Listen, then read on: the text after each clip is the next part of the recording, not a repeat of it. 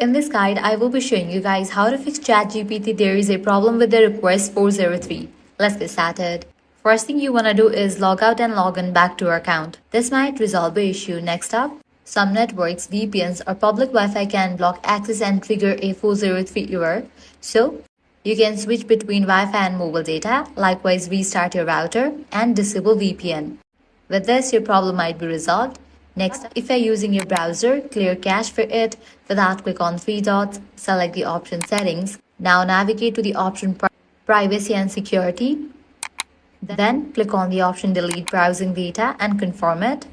Likewise, you can try opening ChatGPT in Incognito Mode. For that, click on three dots, select the option Turn on Incognito. Now navigate to the website ChatGPT.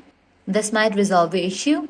Next, if you're using the app version, you can update it. Launch App Store or Play Store, search for the app ChatGPT. If you see the option of update, click on it and update the app to its latest version. Lastly, you can check the server status of ChatGPT. For that, launch your preferred browser. In the search box, type in down director ChatGPT and search for it.